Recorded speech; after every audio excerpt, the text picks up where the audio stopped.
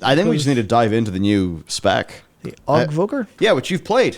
A little bit of. To say I've played it is a little bit of an exaggeration. I have pressed its buttons and looked at its talents on dummies, yes, and done the introduction quest. That's not an unlock quest, but it's actually a quest. It's actually a quest to... and the spell effects are quite nice. Yeah, no, they are actually more or less gorgeous. More or less gorgeous. That's a good, pretty nice art, actually. They've done a good job of selling that it looks kind of cool. Yeah, so we've got your gameplay. Yeah, which calling the gameplay is really putting it somewhere. But it's just a look at what they actually look like in terms of the button presses and stuff like that. There's eruption. That's the buff. So you'll see that bar under the mana, and that's the buff you have active on allies. So you try to cast your abilities to keep that up as much as humanly possible really to keep people buffed. The UX of like, you know, the time increasing on top of all the other people, that's really nice. Yeah, very nice. There's their Aeon's Breath, which is their sandy version of Deep Breath. And like they're not the most extremely interesting to play in terms of like literal button presses and how it works. Maybe there's some advanced stuff that you'll be able to do, but it is fundamentally about being able to keep that actually up. Being able to keep that buff up. And one of the things that's really fun about it is that so there's a couple of abilities that you press that buff people, and you can target people if you want, right? You can go, right, here you go, I'll hit you with, I'll hit you specifically with this crit buff, I'll hit you with something else. But also you can just not, and it'll auto-target for you. So you can just play it like a pure DPS, and it just works fine. Which is really interesting. Like, you don't have to think about who you're targeting, you just press the buttons. But you can if you want. Yeah, it's like, if you don't have a target selected, it'll auto-target. Okay. Yes, that I feel like that is going to be needed a lot. Yep. Definitely. Because I don't think DPS players will be in the way of clicking friendly unit frames. Yeah. Or like, you know, mouse over casting a friendly unit frame to like apply a buff and then go back to the boss. Yep. Although, like, if you have your UI set up for that, I guess that would be weird then. This would almost be... Because if you were trying to make this be very much on specific people, you'd almost have a weird healer UI. So that you could conveniently target people with mouse overcasts on your raid frames. Indeed, But I guess other than that, those buffs, are they like a part of your just general rotation anyway? Or yeah, well, obviously you're going to want to buff yourself because you're buffing yourself. Yeah. So it is effectively you press... So the way it works is you've got Ebb and Might, which is my Q. I think I do a couple of eruptions first and then go for it. There's a couple of eruptions, which is like your essence spender. So your disintegrate, basically, it turns into eruption. There's Ebb and Might, which is the buff, and that casts. Then eruption is just, you know, you spend that, keep it up. There's upheaval, which is your big AoE. That looks so cool. Yeah, your Empower. And your Empower is extended, so obviously Fire Breath as well extends it a little bit there. So it is just pressing those. But yeah, I love that AoE spell effect. Like just the way that it kind of like ramps outwards. That's really nice. Yeah, so there's F there, which is Prescience, and that's a crit buff. They give someone 3% crit.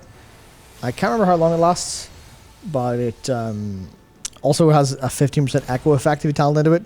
So literally, if you hit someone with Prescience, you're giving them a chance to do 15% extra damage, and also giving them 3% crit. But Ebon's Might, I can't remember. I think Ebon Might is just a versatility buff.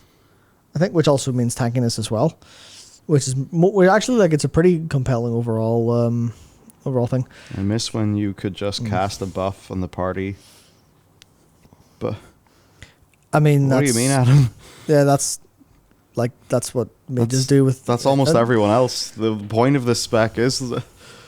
Yeah, is it? It's a DPS that also buffs people. So you clearly just don't get the point of playing it. Clear enough for you then. But yep. How does mastery work with the buffs? That's actually not entirely super sure. Not entirely super sure. There's small parts that I haven't actually looked into, like its mastery, because as I said, high end balls, as they say. But it's just a DPS that has a bit of a focus on giving other people more like actual stuff to do. And it's the same with like their so you see the auras just above the like thing, and that's their aspect. Where it's just, hey, here's do you want extra maximum health from the black aspect, or do you want the bronze aspect for move speed? And you can swap between those like a paladin aura. And then if you use other abilities, they get buffed as well. So it's like you kind of have a bit of a, I'm going to press my obsidian scales and give everyone max HP for a bit. You've got you see the little barrier around here? The little barrier around here is, what's it called? Blistering scales? And that's a tank buff you put on that increases their armor and does AoE damage like reflect damage when mobs hit them. So you've got a little bit of your damage coming from the tank getting hit. So it's like, it is that fantasy first kind of stuff where it's maybe not the most interesting gameplay wise, but in terms of I'm feeling like I'm helping people out and I'm supporting, it's great. And if I go to like the list of abilities, you'll see some of the very cool stuff. Oh yeah, might is primary stat, 5% is your own. So you keep that up and you want to keep it up for your eruption going. And extend that as well. Eruption, obviously, that's the one that extends the active Ebon Might. You've got, hello, scroll wheel. Yep, you've got that, which also just extends Ebon. It's all about keeping that like stat buff up. Then the Breath of Aeons is like, well, it's just deep breath, but why is it different different this time? And it's because temporal wounds accumulate a portion of damage dealt by allies and critically strike the enemy for that amount at the end of the duration. Which is just, boys, I'm breathing on them, pump hard, because you'll get a portion of their damage back. And it's stuff like that that's all like, it's a little bit just flavory, but it's actually cool. And there's a decent chance that it will actually, it'll be strong enough, I think. Which I think is, compared to Devastation. Yeah. How does it, stack up? Just in, the core feel, and I haven't played Devastation since they did a lot of rejigging the talents. But to me, it's like Devastation. I could sort of see where it was going, but it never quite came together in the talents. I assume it is a lot better now. Yeah, Devastation's better now. It's nowhere near as, challenging or interesting to play from a literal you press your buttons at the right time perspective. This is just you ebb and might, and then you press all your buttons during ebb and might. And there's maybe ways to choose how to get more essence bursts and when to use your abilities, like when to use time skip, which is a big cooldown refresh channel they have. So I think it feels like an easier version of Devastation by design because it'll do all of this stuff instead. How will augmentation hold up solo questing? That's the interesting part where, I didn't do much in the world outside of, the quest, and I, Adamantium melted with buffing Abyssian. But it should be fine because it buffs itself. So it's I'm assuming that it's not going to be too insane. In the same way that, you are stronger in a group because of other things people bring, like the Demon Hunter, like the Monk stuff.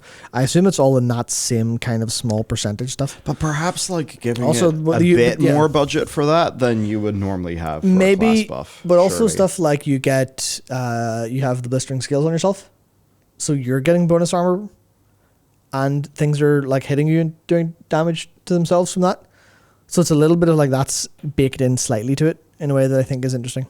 And because it felt pretty good, but obviously tuning might be different for live and stuff like that, and I haven't really. It'll be very interesting to see how Warcraft logs, or if they even bother.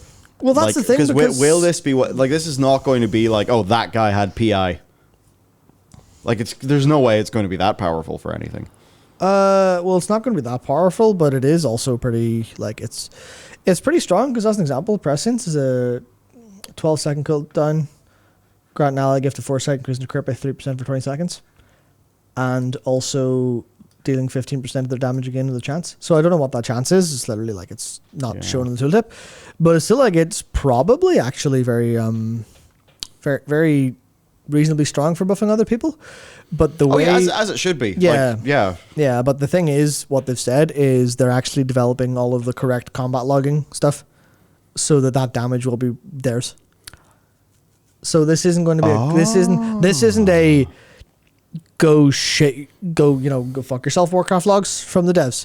This is them going, hey, we're going to details will be able to show you your damage, your actual damage that you've contributed, even though some of it's from temporal wounds, even though some of it's from the crit percentage buff you've actually given to them via presence.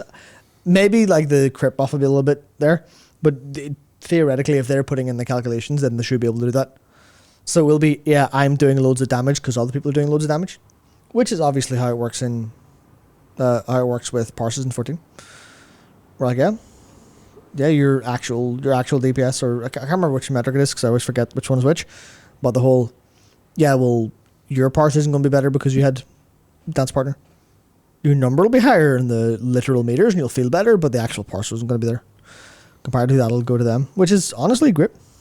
I think this is like, they're doing everything correctly here. And I think some people enjoy this. I mean, a lot of people won't.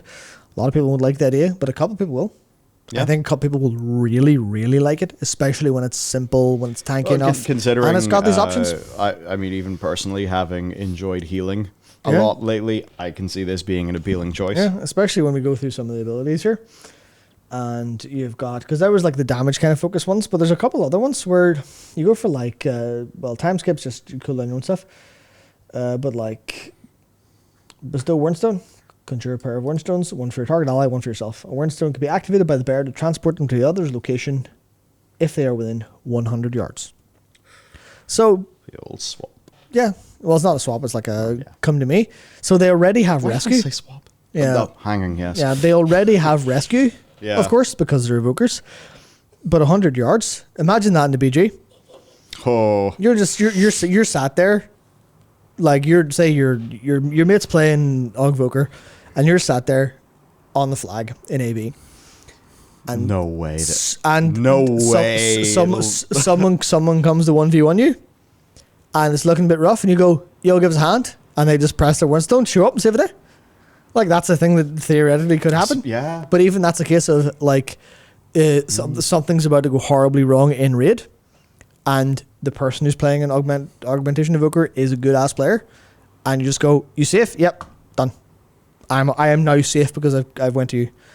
It's stuff like that that's really cool, especially with, like, Spatial Paradox as well, which is Evoker Paradox for unit-friendly healer, allowing casting while moving and increasing the range of most spells by 40 yards for 10 seconds. That is insane. So would you like to be able to cast while moving as a healer, and also have double range when you need to?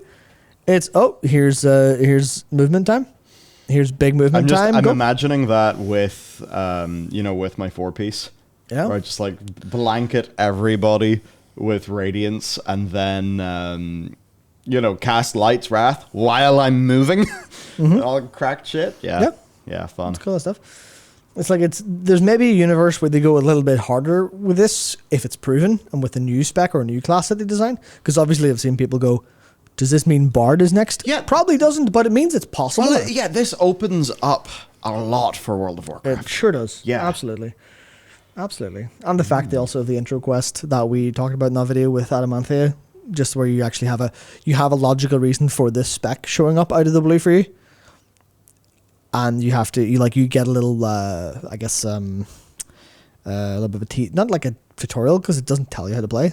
It's just like, yeah, help me out. If you want to be an augmenter, you can help me out this way. You're like, sweet. It's actually great. Actually great. Fantastic. It's very good. Yeah, that was brilliant. It'll break the game, but it's good. But they'll fix that. I guess for me, just I find it interesting that they're actually, they're trying a new thing, right? Yeah. This is a new type of thing in the game after 18 years. It really is, yeah. Yeah. So that's the bit that's different. Just even little things like the tracking of the duration of their buffs and their, underneath their class bar. It's very good. Yeah. It's like, that's here's your core mechanic in a bar. Sure. And that's one of those things where if you were to think about a bard or whatever, there would be concerns. Yeah. And like they found a solution to that, which would make you think that in the future, maybe if they, there's nothing else to say. Yeah, it's good shit. Yeah, they put it on a new bar. They could do that in the future for other things.